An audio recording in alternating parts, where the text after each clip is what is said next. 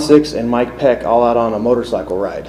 There might be more of them than I know of, but so they're due back this coming Sunday. So I think they're scheduled to get back in town right at 5 o'clock. So we may or may not see them Sunday evening, but keep them in your prayers as they're traveling around on the motorcycles.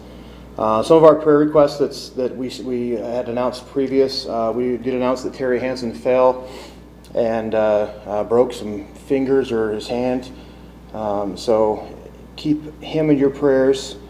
Roe had an ablation procedure. I don't have any update on that. I think it was scheduled for Friday. I'm getting the up and down. Okay, so hopefully she's doing well, but keep her in your prayers as well. Got a message from Maurice this afternoon. I guess he hurt his knee and he's waiting on an MRI to find out more on that. So his mobility is very limited. And he's also waiting on a referral from a spinal doctor for a possible fusion in his neck and or replacement. So keep him in your prayers as far as all of that goes too. And then John Gorth let me know that Arlene's having some struggles right now. So we're going to add her to our prayer list for some spiritual strength.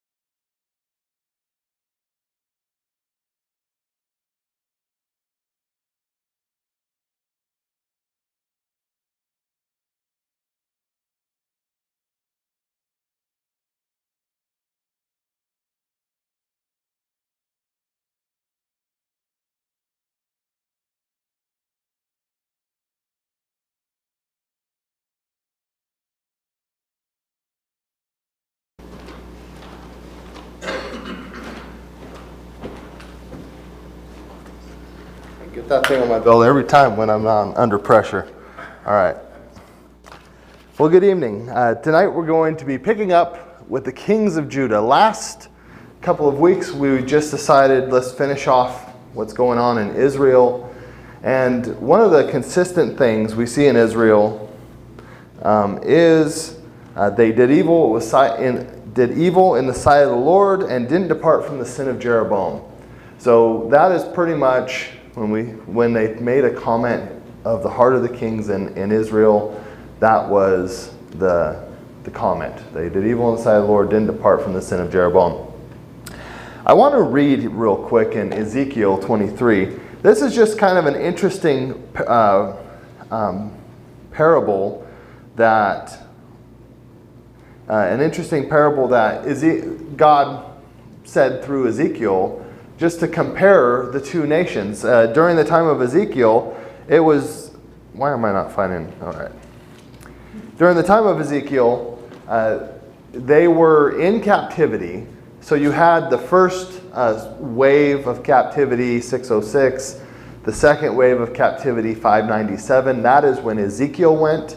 I believe, or maybe he went in the first one, but the people he's teaching to are in the second wave, the 597, not 598 time period.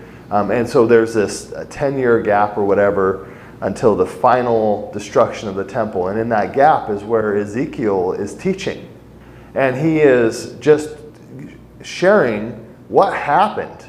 What was God's perspective on this nation that just fell into condemnation? And this is a parable that is being told about that particular situation. I'm not going to read the whole thing, but we'll read a few verses from Ezekiel 23, 1 through 4, we'll go and start with. The word of the Lord came to me again, saying, Son of man, there were two women, the daughters of one mother, and they played the harlot in Egypt. They played the harlot in their youth. They went after.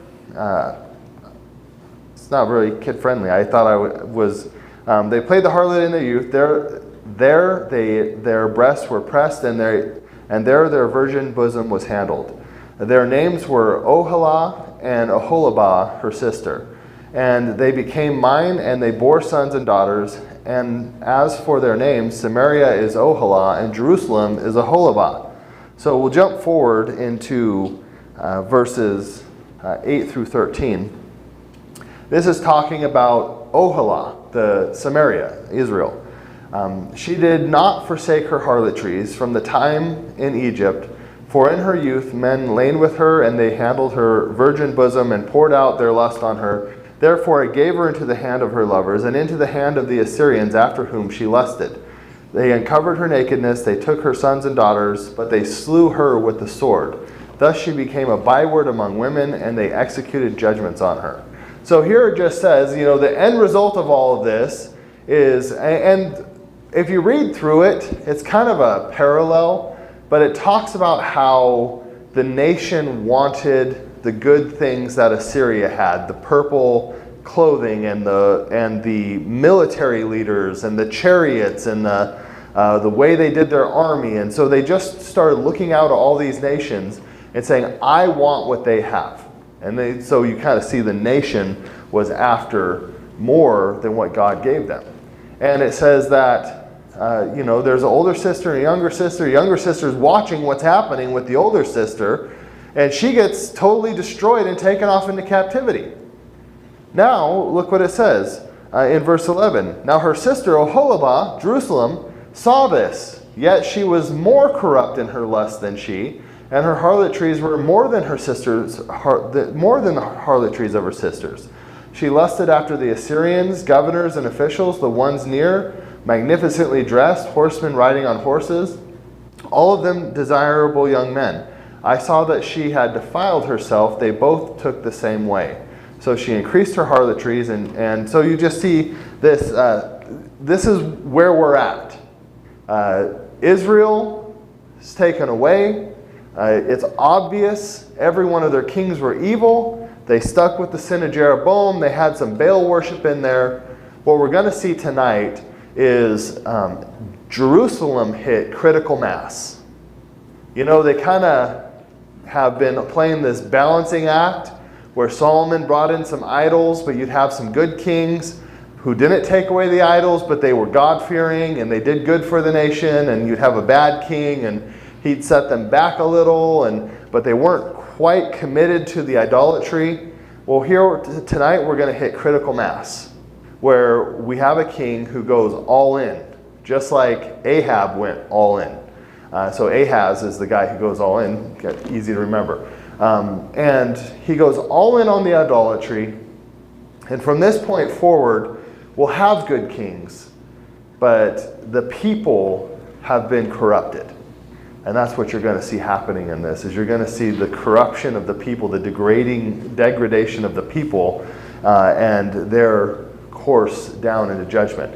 So this is in 721 is the period of time that Israel went into captivity, and it'll be 120 years or 115 years or something later when Judah is taken into captivity.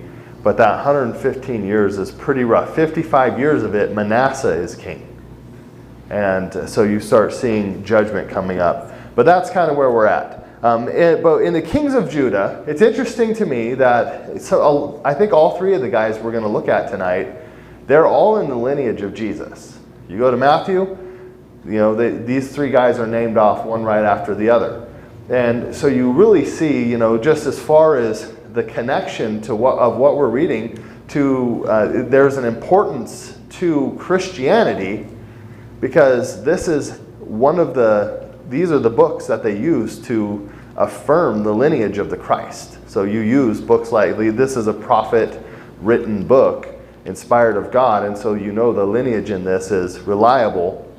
And that's one of the purposes that these histories were preserved, was to establish the lineage of the Christ. You actually have several places in the Bible where you see some things that you're like, how did this get included in the scripture? And you're like, oh, wait a minute, that's about the lineage of the Christ, And so it's really interesting how God has preserved that in there. But that's part of what we're looking at, is we're actually focused in now Jesus's great-great-grandfathers. And they're not always good men. You have some good, faithful men, but it wasn't pure blood that produced the Christ. It wasn't sinlessness that produced Christ. It was a corrupted family that had a lot of troubles, and yet God worked through that in order to bring salvation. And even in some of these things, we also see some prophecies about the Christ and things like that. So it's interesting. We're not looking at that perspective, but it's always interesting to me just to keep that in the back of your mind as you're studying through this. That this is Jesus' family, and also these kings they're chosen by God. He put them where they were, and He expects them to act faithfully, whether or not they do. And what we'll see is, I guess we'll back up a little bit. When we were looking at Joash, you see Joash did right for a time, and then when the priest that kind of kept him on track died, then he went to doing bad, and that really cost him. So you see kind of the fall, pride cometh before the fall. Amaziah, same thing. He did right for a while, and then he brought in the gods of Edom, and just went downhill from there.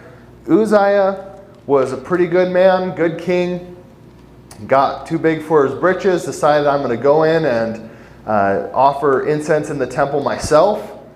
He was hit with leprosy. He still continued to be a good king, but he was humbled and isolated for the rest of his life. So during that time period, you have Uzziah, he's a leper, and he can't go to the house of the Lord. He can't go be around people.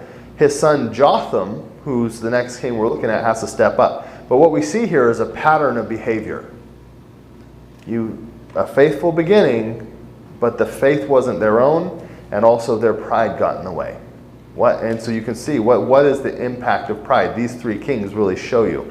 The next three kings, one of the things that you just kind of, as you see it happening, is you see a king who was personally faithful but not a leader. You see a king who was an unfaithful to God leader. And then we'll see we'll begin to look at a king who was a faithful to God and a leader, and see the impact of all these things on the nation, but also you can just see it play out in their life. We're looking at the lives of men here. So that's what we're going to be looking at tonight. So let's go ahead and begin. Let's look at Jotham. He was around 758 to 742 was the time he reigned. 16 years. He became king at 25. Kind of just gives you a sense. His father, Uzziah, hit with leprosy. He had to be the guy who was co-regent, and particularly he had to do all the face-to-face work. So the king was the judge for the nation. So he would be the one who solved crime cases, and he'd give sentences or executions or whatever. That was the king's job. And so in those judgments, Uzziah was the one, or Jotham was the one who had to stand in for Uzziah. So he had a pretty good head start, and he had a godly father, even though he had some problems. But let's go ahead and take a look at his heart. In 2 Kings chapter 15, verse 34, it's interesting what it says. It says he did right in the sight of the Lord. He did according to all that his father Uzziah had done.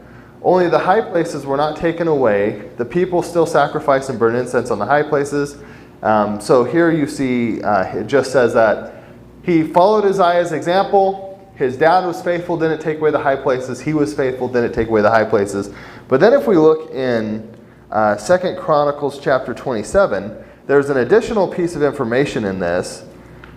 It talks about Second Chronicles 27, verse 2.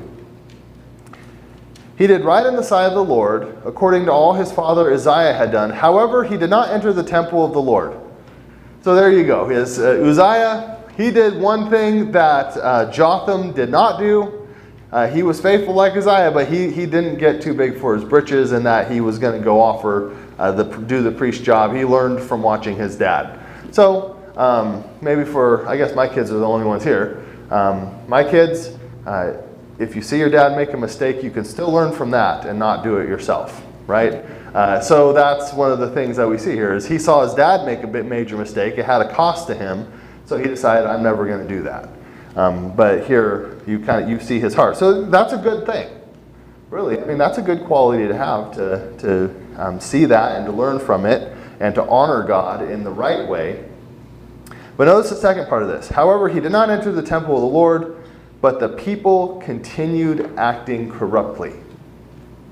Now, in the other verse we read, it says he didn't take away the high places. In this one, they continued to act corruptly, which now is kind of giving you an idea. What does it mean he didn't take away the high places?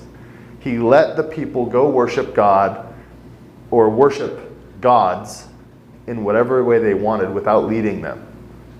And so the people continued in their corruption, even though he was relatively faithful and followed God. So he kept the high places in there. So I think that's kind of just an interesting element to this. But this is the impact of leadership. You know, it's one of those things where when you need to lead, you know, and there's plenty of places where we're called to lead. We're called as Christians to be leaders in the community in a variety of ways.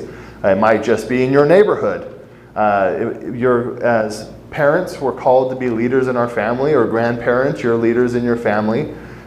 We have leadership roles in the church. Older women are to teach younger women. Young men are to be an example to younger men, and young women to younger women. So we're all called into leadership positions. And here's the problem he made. He saw to his own well-being, but didn't have the heart for others to help others in their walk with God. He saw things that were a problem and didn't do anything about it. Now there's good ways and bad ways to do things about it, but the truth is, and this is actually a quote from a guy who's an atheist, his name is, I think, Penn Jillette. He's a guy in Las Vegas, does a magic act, Penn and Teller, but he's an atheist, doesn't believe in God at all. But he had this guy, after one of his shows, walk up and hand him a Bible and say something about Jesus. And he took it, and someone asked him about that later, and he's like, you know, he says, I appreciate that he did that. He's like, I don't believe in God. But if I believed that anyone who doesn't hear about this message is going to spend eternity in hell, and that there is a way to be redeemed from that, if that's what I believed, he's like, how much would I have to hate somebody to not tell them about it? And it's just one of those things. It's just an atheist making a logical observation, right? Is to if that's what you hold as true and you decide to keep your mouth shut, that is more than just embarrassment.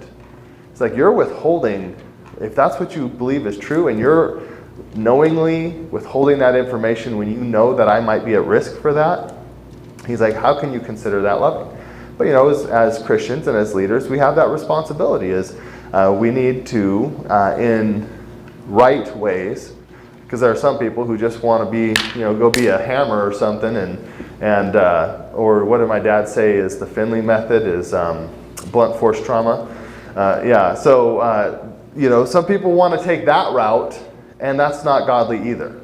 You know, we need to be wise in what we say, kind in what we say, peaceful and gentle and forgiving and patient and all those things.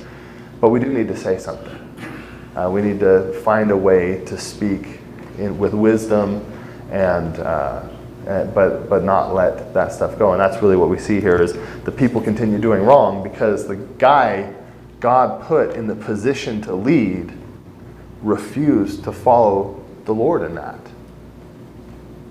So I just find this interesting as you see, a heart issue in this, but it's one that we can learn from and follow. So now let's go and take a look. Second Chronicles. We'll look at his reign, some of the things he accomplished. Second Chronicles chapter 27, verses 3 and 4. So you just see as a king, he was decent king. Generally it seems like a successful king builds stuff. In 3 and 4, he built the upper gate of the house of the Lord. He built extensively the wall of Ophel. Moreover, he built cities in the hill country of Judah. He built fortresses and towers on the wooded hills. So here you just see, okay, here's some building projects he did. He was fortifying his kingdom in certain ways, made some fortresses out in the woods and things. Verse 5, he fought also with the kings of the Ammonites, prevailed over them, so that the Ammonites gave him during that year 100 talents of silver, 10,000 cores of wheat, 10,000 of barley. The Ammonites also paid him the amount in the second and the third year. So Jotham became mighty because he ordered his ways before the Lord his God. I just think this is an interesting little statement. He became mighty. He had a lot of success because, and I had a note here. Oh, this word ordered means to prepare, to make ready, to set up, to determine, to fix, or to appoint. So he made a decision. My ways are going to be according to the Lord my God. He made that decision. And then, as he made other decisions, they were ordered. He put the right priorities in the right places. And so he was a king, and although we were talking about there were ways he failed, but as a king he had responsibilities to fortify his country, to serve God, to look to the well-being of his people, to go fight battles on behalf of the Lord and subdue the enemy. Like God gave a group of responsibilities to kings. And as he carried out those responsibilities, he ordered them according to the Lord his God.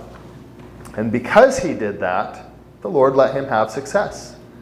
This is just an interesting connection we can make, is what has God put in your life? What kind of responsibility, what kind of jobs, things has God put into your life to do? Are you a parent? Maybe a teacher? Various ways? Christian? What are your areas of responsibility? What has God blessed you to be able to do? If he gives us wealth, there's a certain amount of things you can do with that. If he gives you, there's Romans 12 spiritual gifts, right? Are you merciful? Are you an administrator? Or you have leadership skills? If you're a parent, you have a thing entrusted to you, a bunch of kids or a group, your children are entrusted to you. There's all these things. Maybe some people are good at remembering and teaching Scripture, making them understandable. But you have all these things that are entrusted to you. How do you use them appropriately? And that's what Jotham did.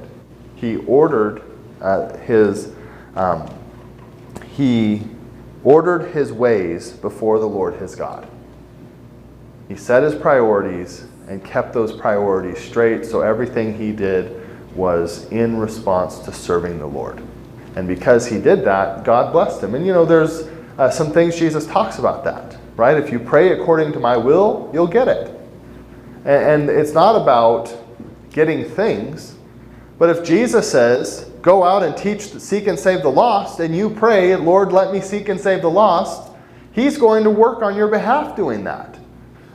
When we take care and pray for one another, the Lord answers our prayers and it participates in that. And just recently, And this has just been in our Tuesday class. We always pray, and I keep a running tab of notes. I have like 50 sheets of paper on my desk of all my prayer lists from Tuesdays. But there's a few ones in there. Sandy Anderson said, no. It was Debbie. There was a guy named Kyle. He had a severe injury at work, looked like he was going to be completely paralyzed. And we were praying that he would have more mobility than they're projecting. And, they're going to move him to a special therapy place in Denver, and he's got some movement in his fingers and toes. So there's, but the Lord's answering our prayers there. There was a young man, a 60-year-old boy that Sandy was talking about. His name was Jonah, and he had a stent in his brain, and he rattled it loose. They had to put him in a coma until it healed, but it was able to heal. And that little boy's back and feeling good. And, he had to have a walker because he was down for so long and his muscles atrophied. But he just I can do this, just picked up walking real easy. Another person that I think Sandy mentioned, he had a brain tumor. And this kind of cancer results in death if you don't get it all out. He went into brain surgery. They were able to extract all the tumor and no brain injuries. And he's a young man with a family. And so they were able to have but all these things we pray about, just caring for one another, caring for one another's families and people we know. And you see these answered prayers and in our own congregation. We've had several severe things that have really turned out way better than we expected. And see the Lord just working among us. And we're ordering our ways according to Him, and He's giving us successes, and He's letting us see those successes so we can build our faith up in Him, but that's what we need to be doing. Order your ways according to the Lord your God. And that's what I just think for Jotham, that is what a great one-line little verse that really gives you something to ponder on and a clear direction what to do with your life. And one more example I'll bring is Mary, Jesus' mother. She was a young lady, and God asked her to take on the shame of an adulteress, because when she got pregnant and she didn't have a husband, no matter what the truth was, people were going to think she committed some form of adultery. That was going to be the perception. But she, at a very young age, 14 to 16 years old probably, she had ordered her way according to the Lord. And she said, do with your servant as you see fit. And that, no matter what age you are, we need to put our priority and just decide, I am going to do what the Lord has given me to do. Those priorities will be first in my life. And when we put those priorities first, then we also give ourselves the opportunity to see the blessing of God. And even in hard things, you end up seeing the blessing of God in it in hindsight, because if you order your ways before the Lord. Any thoughts or comments on that before we move forward? All right. So, Jotham, he was only king for 16 years. I was thinking he died at 41, so I've outlived him by 1 year. Almost. I think I'm 41 right now, but I'll be 42 in a few months. I guess 6 months, whatever. So I've maybe not outlived him, but around if I kick off, then me and Jotham are the same. I always just find that interesting. It's a pretty short life, especially for a king. Doesn't say anything about how he passed away, just says that he did. His son Ahaz becomes king. He's 20 years old when he becomes king, and Ahaz is nothing like his father. Maybe he's a reflection of what his father didn't deal with. So let's go and look in 2 Kings chapter 16. 2 Kings chapter 16, verse 2. We just get the insight onto Ahaz's heart. Ahaz was 20 years old when he became king, and he reigned 16 years in Jerusalem. He did not do what was right in the sight of the Lord his God, as his father David had done. But he walked in the way of the kings of Israel, and even made his son pass through the fire, according to the abominations of the nations whom the Lord had driven out from before the sons of Israel. He sacrificed and burnt incense on the high places and on the hills and under every green tree. So here is Ahaz. He did not do like his father or like David. He walked in the way of the kings of Israel in rebellion against God, but he even took it a step further.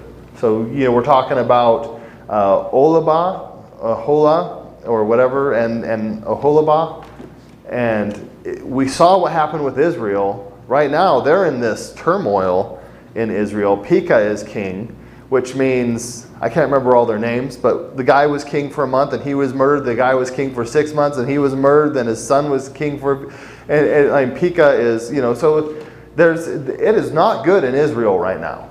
Bunch of turmoil. Syria has already sacked them to some extent and taken a lot of their possessions. So now Pekah and Rezin are getting ready to go to war against Ahaz. And Ahaz is here, and he is just evil. So it says in verse 3, he made his son to pass through the fire according to the abomination of the nations. And you see kind of the description in Second Chronicles. It was in the valley of Ben Hinnom. Now the valley of Ben Hinnom is, I believe, south of Jerusalem. That is where King Solomon built the temple to Molech. So this is 200 years roughly after Solomon.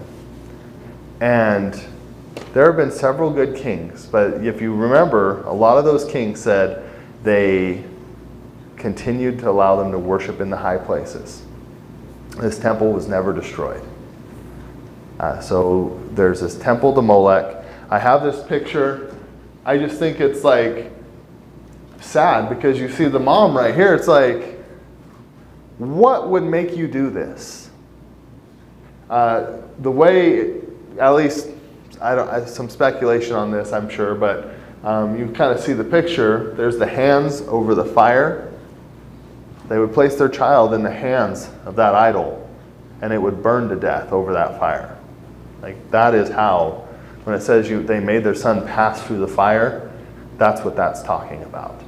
It was just a cruel way. Now, why would you do that? What was his purpose? They just valued worshiping the false god and figuring that human sacrifice, even their own children, would somehow benefit them in this life in terms of prosperity or things like that. It doesn't. It's so sick, to our way of thinking. Yeah. You just can't see the rationale for it. Yeah. So for something else I read is they would do that and then they would bury the baby under the threshold of their home. And that was to bring blessing onto their house. And so here what they're doing is, we're going to take the life of my child in order to secure my own future. That's what they're doing. Like, think about just the selfishness of that statement. I'm going to take the life in a very painful, cruel way of my own child in order to secure my own future. And this is what idolatry distills down to. And really, it's always about, I'm going to get something for myself. I'm going to benefit myself. That's what idolatry is totally geared towards. And it's about for yourself. So he made his son to pass through the fire. I have a few more things I want to mention about that. So Solomon built the idol of Molech. 1 Kings 11:7 talks about he did that, standing for 200 years. He was desperate to appease. So later, and maybe we'll get to this as we read on, but it talks about. He wanted to appease God, his gods. He wanted to get blessings in life. And it says, verse 4, he sacrificed and burned incense on the high places and on the hills and under every green tree. Why are they doing that? High places, hills, under every green tree. Why those places? Places that could be seen by the people in the lower levels. Possibly. So let's just say I don't even know what the trail is called now off the top of my head.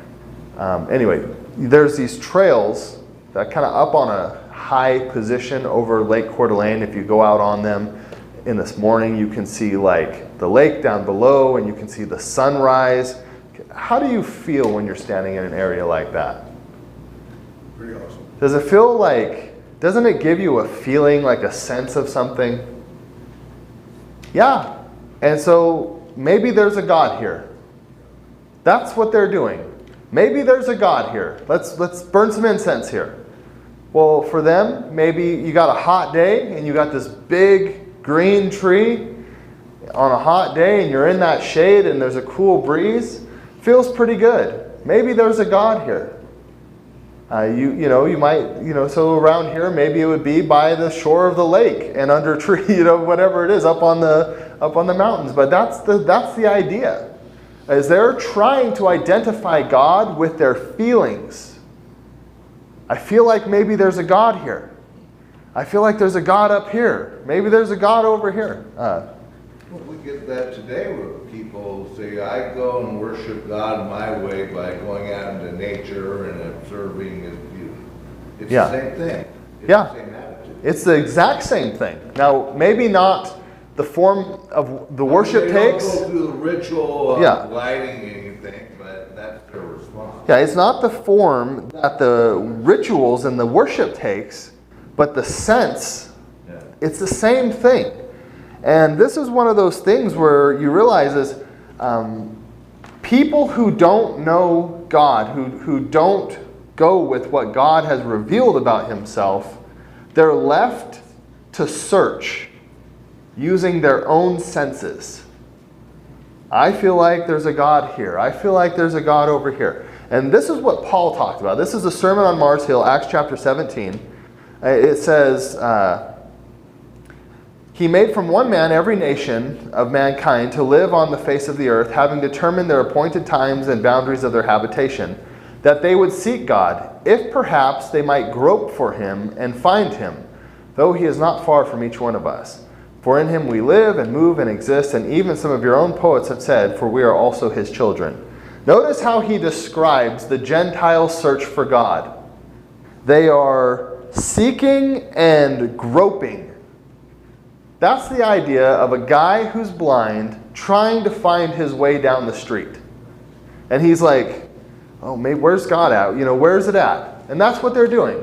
High hill. Feels pretty good. Maybe there's a God here. But what Jerusalem had is God was at the temple. And so the idea of temple was the place where heaven and earth meet. That's the concept. So, if you'll remember Jacob, when he had the dream and the ladder came down from heaven and the angels were going up and down and bringing blessings, and he's like, do you remember what he said? I didn't realize I was in a holy place. I'm going to call this place Bethel, which means the house of God. Because he thought, I am in a temple because this is where heaven and earth come together. Now, they had the temple. What do we have? Where's the place where heaven and earth come together? In the heart and mind of a child of God. In the heart and mind of a child of God, and more specifically, Jesus is the place where heaven and earth, He's our temple. What is His body? The church. The church. When three or more are gathered together, I'm among you. Right? And so there's something special about brethren gathered to worship. It's our temple. We don't have to grope. We don't have to go looking on high hills, or we know where God is. We also know that whenever we have trouble, we have confident access to the throne of God. That's Hebrews 4:16. Through Jesus. And so what they're doing is instead of taking the instructions of God, here's where you can find me. Here's where you can know my ways. Here's where you can access me. They're choosing, I'm going to try and feel myself my way to God. And they're looking everywhere. And Paul says he's not even far. You just can't find him because you're blind. It's interesting also that if you read the last verse of the book of Judges, what were the people doing? They did everything in their own, which was good in their own eyes. Yeah. And that's what a lot of this high heel things come down to. But then you start thinking about, what about a lot of people who worship?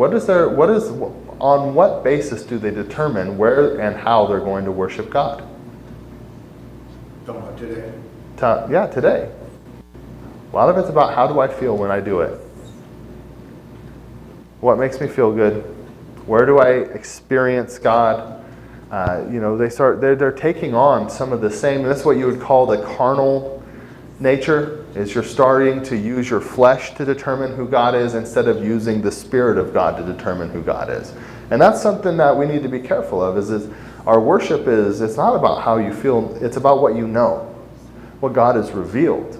And you can take confidence in that. We don't need to guess about God. And sometimes you're not going to feel good about something that God says you should feel good about, but that's okay. Because we're not the people who grope around in the darkness. We're the people who know. And 1 John, that's a lot of it's about. So you know. Go ahead, and then John, and then you. That also is because I was driving by, going home. I don't know, it was sometime during the week, and I was driving to my son's work. And I was going by the park where I live, and the Catholic Church right behind it. Well, there was a procession of the people, members of that church. They were dressed up in their robes, and they had carrying something that looked like the Ark of the Covenant, and they were just walking all the way around the whole block. I've never seen that before. I mean, I've seen pictures of people doing that, but right there in Post Falls. Yeah. That's just how they were. I don't know what. Maybe they're trying to make the walls fall down. Go around 7 times, you know. Yeah. But yeah, I mean, they were in robes, the big hats, like ephod, like it sort of caught my eye. Yeah, no, but it's one of those things. Yeah, trying to do all those things, and God never said a word about that kind of stuff. So, yeah. Did you have a thought, Bruce? Well, I was thinking that to some extent you might understand the Gentiles and their false gods, and God, he rails against his own people, for taking a piece of wood and carving it into an image of a god. But these people, they knew. I mean, for centuries they've been told about Yahweh, and they've practiced, and they've come through families who were faithful, and yet here they are. In worse shape than the Gentiles would ever be, because they had the truth. Yeah, and it's one of those things you stop and think about that. Yeah, they knew. They had every resource, and they still were groping. But what is this? Romans 11? Because the Jews who had the law and still continued to reject God, the Gentiles could be brought in. Because the Gentiles did what was wrong without the law, the Jews could be brought in. And so in God's wisdom, he set this up. And we all have access to salvation. I will call my people not my people, and the people who are not mine will be called my people. Yeah. But God said it all. And so, you're right. Is they had every reason, and yet they still failed. And so but that also opened the door for Jesus and a new way, a free way of serving him. Because they were under slavery to the law, and the penalty of death and all those things. So, let's go ahead and move on. During his time period, Ahaz, Jotham, and Hezekiah, they're all mentioned by Hosea, Micah, Isaiah, and then Hezekiah, I believe also Jeremiah. So you see there's a lot of prophets working in their time period. Just kind of an interesting side note, but I'm not going to get too much into that. We talked about the war with Pekah and Rezin last week. So they go to war, and in one day, 120,000 of Ahaz's people are killed by the king of Israel, Pekah, and then 200,000 of their wives and children are taken captive and then released. So pretty brutal battle. I can't imagine. That's a brutal battle. It's interesting how I think in Second Corinthians, it just reveals the Lord allowed this to happen because he was doing evil. And then in Isaiah 7, Isaiah says, yeah, they have big plans, but those plans aren't going to be seen through. They wanted to install their own king, their own vassal king in Jerusalem, and God says that's not going to happen. So Isaiah goes to him and lets him know that's not going to happen. You'll remain king, but it's not going to be easy. It wasn't easy for him, and that's also where we get the virgin birth prophecy for about Christ. That was a sign for Ahaz at that time period, and so they ask Ahaz. He's like, ask me for a sign, whatever you want. Oh, I'm not going to presume to ask for a sign. And so he's like, all right, fine, I'll give you a sign. And so Ahaz ends up getting himself out of this situation.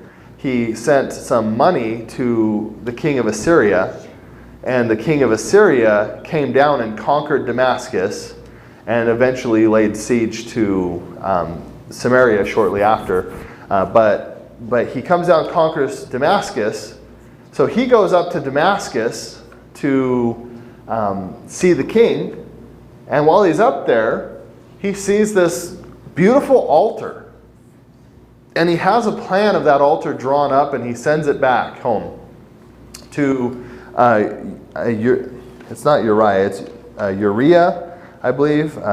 Anyway, he sends it back to his priest and says, hey, build this for me. So before he returns home, they get this new altar modeled after whatever they're worshiping in Damascus, set up in the house of God. So when he shows up, victorious king goes and meets the big man in the playground, and is feeling pretty good about himself. He starts, don't worship on the altar of God, worship on this one. And eventually he says, okay, take the altar of God, move it out of the threshold of the temple where God said to put it. And so that cleared it out of the way so he could use his altar there. And so that's just his disposition towards the house of God. I'm using it the way. So Uzziah, he had a little attitude adjustment needed. This guy, he's just desecrating the temple, and he ends up desecrating the temple. So in 2 Kings 16, 10 through 18, we'll see, it says, now King Ahaz went, so Urijah, the priest, built an altar according to all that King Ahaz had sent to Damascus. Thus Urijah, the priest, made it before the coming of the king Ahaz from Damascus. When the king came from Damascus, he saw the altar. Then the king approached the altar, went up to it, burned his burnt offering, his meal offering, poured his drink offering, and the blood of his peace offering on the altar. The bronze altar which was before the Lord he brought from the front of the house from between his altar and the house of the Lord, and he put it on the north side of his altar. Then King Ahaz commanded Urijah the priest, saying, upon this great altar burn the morning burnt offering and the evening meal offering, and the king's burnt offering and his meal offering. So he's just saying, okay, we got a new plan. We're going to use this altar to do that. And eventually, what ends up happening with him is he is under constant attack. I had a note here. He's getting attacked by Rezin and Pekah, the Edomites, and the Philistines. They're all like taking property from him. And he's getting desperate because he's losing so many battles here. But I want to... He's losing so many battles. Yeah, so Second Chronicles chapter 28. So I was looking at 1 Kings. It's Second Chronicles 28 where we need to look. And verse 19. it says that he's under constant attack. For the Lord humbled Judah because of Ahaz, king of Israel, for he had brought about a lack of restraint in Judah and was very unfaithful to the Lord. So you remember with Jotham, the people continued in their evil. With Ahaz, he brought about a lack of restraint. Whatever was stopping them from going deeper into the muck than they had already gone, Ahaz removed that barrier.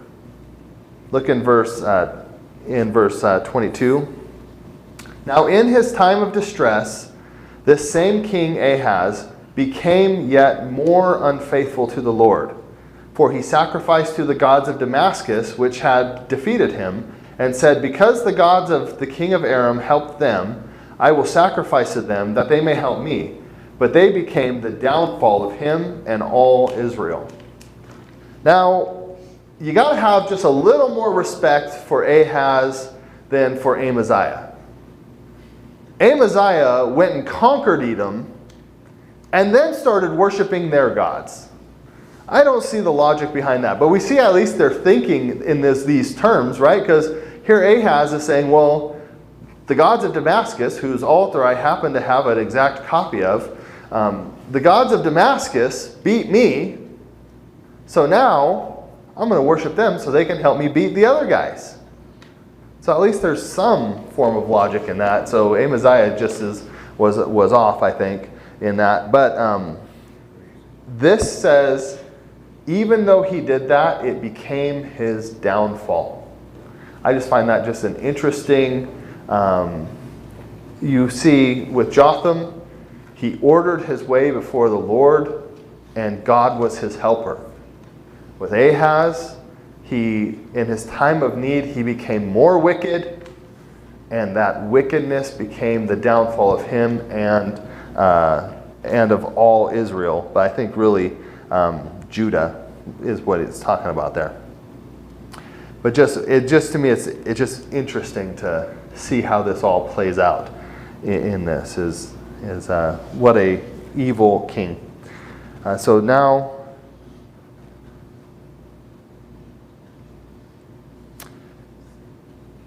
after this, essentially, that's all I wanted to cover with him. And essentially, the end, he has some losses in battle and ends up dying. And his son Hezekiah becomes king. He wasn't king for that long, but in the time period he served God, he was very evil.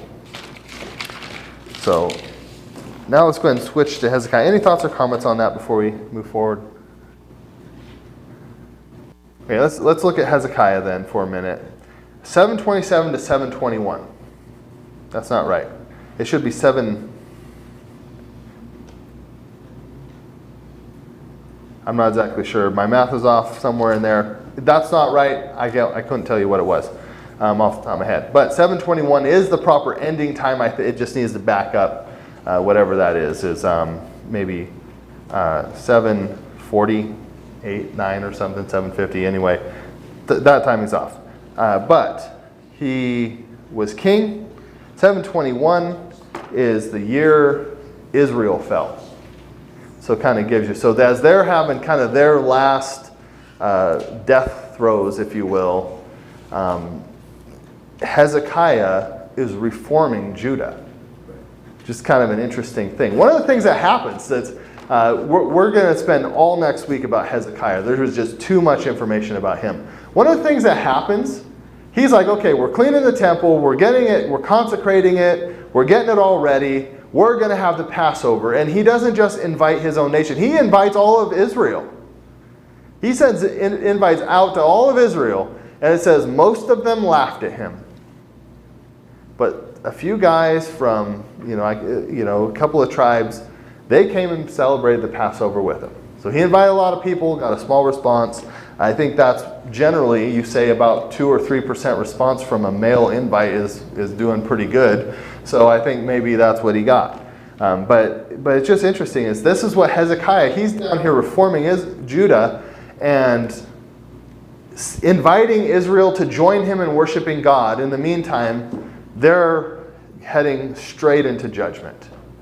So it's just an interesting parallel here is what we were looking at last week. We saw they're down their death throes, if you will. And here we have Hezekiah calling them back to the Lord. So in Second Chronicles chapter 2, or Second Chronicles chapter 29, verse 2, it says, he did right in the sight of the Lord according to all that his father David had done. Just stop right there.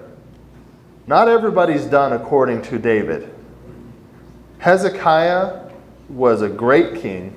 He did according to all his father David had done. One of the things David did is he opposed evil. He fought the enemies of the Lord. Like that was his disposition. He had an army specially trained to fight the enemies of the Lord. And that's what you actually see here Hezekiah doing, is he is a strong, godly leader, and he pulls his nation up through his strong, godly leadership. He did right on the side of the Lord according to his father David had done. Verse 4, he brought in the priests and the Levites and gathered them into the square on the east. Then he said to them, listen to me, O Levites, consecrate yourselves now, and consecrate the house of the Lord, the God of your fathers, and carry the uncleanness out of the holy place. For our fathers have been unfaithful and have done evil in the sight of the Lord our God, and have forsaken him, and turned their faces away from the dwelling place of the Lord, and have turned their backs. They have also shut the doors of the porch, and put out the lamps, and have not burned incense or offered burnt offerings in the holy place to the God of Israel. Therefore the wrath of the Lord was against Judah and Jerusalem, and he has made them an object of terror, of horror, and of hissing, as you see with your own eyes. For behold, our fathers have fallen by the sword, our sons and our daughters and our wives are in captivity for this. Now it is in my heart to make a covenant with the Lord God of Israel, that his burning anger may turn away from us. My sons, do not neglect now. Do not be negligent now, for the Lord has chosen you to stand before him, to minister to him, and to be his ministers, and to burn incense. So here you just see this speech he gives, but it's just one of those inspiring speeches, right? Is we are in a bad place, but we are not going to stay in this bad place. Now it's your responsibility to see to this house. And he's just saying, let's do it. Don't be negligent anymore. Whatever you were doing before, it's time to change our course, and it's your responsibility. The king couldn't do what he was asking them to do, but he was leading them into it. And so he gets them ready, and they start organizing and restoring the temple. It's really an interesting thing to me that when he restores the temple, they get it. They're like planning to have the Passover, which hadn't been done in centuries at this point. So it's really that's kind of his goal. And so next week there's some fascinating scriptures that are related to that, to taking the Passover. Really interesting. But notice when he started. This is Second Chronicles 29, verse 3. In the first year of his reign, in the first month, he opened the doors of the house of the Lord and repaired them. He didn't do it. He was not waiting. First, what do they say? The president gets the first 100 days in office. His was the first 100 days in office, we're getting that temple operational. And he did it in a very short period of time. They missed the Passover by a month, but they decided we're doing it anyway because the temple wasn't ready, but now that it's ready, we're taking the Passover. So, and then the people brought so many offerings, the priests, so you have a certain family in the priest's lineage that had to do the temple work. And then the Levites, they could do all the support work for the temple. They were having so many animals that they brought the Levites in to help skin them out and process the meat because there was so much. And it says, but the Levites were taking their purification more serious than the priests. It's just kind of an interesting. The priests who were supposed to be leading in this, they were having they were being more negligent than the actual just common Levite. So really, there's some interesting things in there. And then he restores the temple. He then goes into consecrating the city. And he goes through and begins destroying all the high places. The thing that the other kings didn't have the courage or the political will to do, Hezekiah, he goes into it, just starts smashing everything and cleaning out the city. And in fact, he gets into a siege kind of situation. I don't know if it's Sennacherib or I can't remember who the guy's name, but it's one of the Babylonian guys, I believe, coming after him. He ends up, the well for Jerusalem was outside the wall, and he digs a tunnel so that water will flow into the city. But they actually, as they're excavating some of this stuff, they actually are finding broken chunks of idol being used as backfill for filling in that well. Like, they actually are finding crushed idol pieces in that backfill, but it just shows, like, he was not just taking them down, he was crushing them into gravel in order to totally desecrate and destroy those kind of evil things that were going on. So just an interesting aspect to Hezekiah's reign. Next, we just kind of get the taste of a righteous king. Kind of nice, kind of refreshing. Next week we're going to spend some time talking about this righteous king. There's probably like 10 chapters or so in the Bible.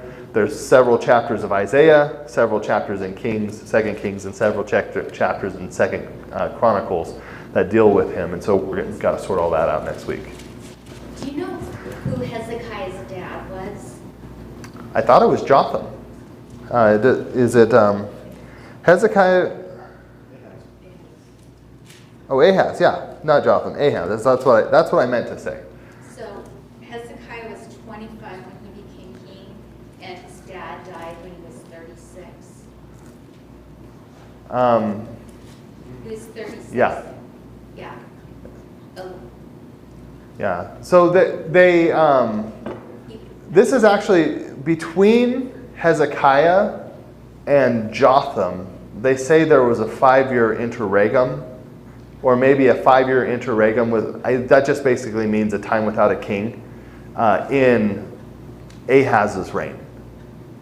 Because they say 11 years old, but there's this time period when Assyria was taking them captive, and they think that he was deposed as king for 5 years in that time period. So they count his reign, leaving that number out.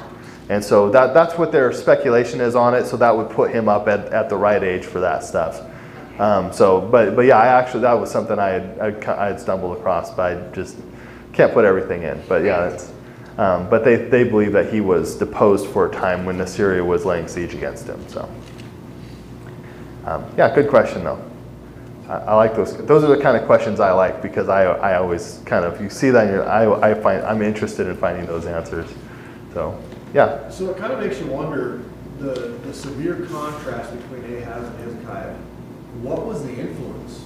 And I think Julie was kind of, obviously his father's Ahaz, but his mother is Abby, the daughter of Zechariah. So he's being taught by somebody what right is. And I wonder if it was maybe her that influenced him to, know. Maybe it was what happened to my baby brother.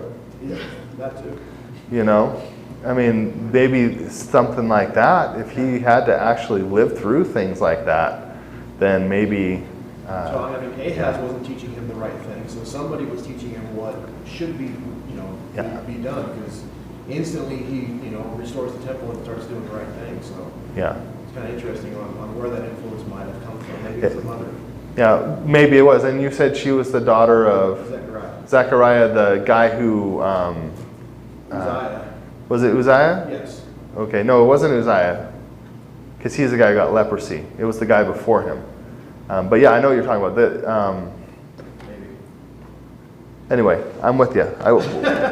We can find out. It's Joash. Joash is the guy who killed Zechariah. Yeah. So it was the guy who. Yeah, that would be interesting. Because the queen mother, that woman was the great granddaughter of Jezebel. And so the influences of a mother in those situations. Yeah, interesting. Yeah, that's a great thought too. I'll have to look at that a little bit more. Yeah. All right, any other thoughts or comments before we close? Did you have a thought, Bruce? Oh, no. Okay. I mean, I did have, but Lost it. they're all gone. Yeah. All right. Let's close with a word of prayer.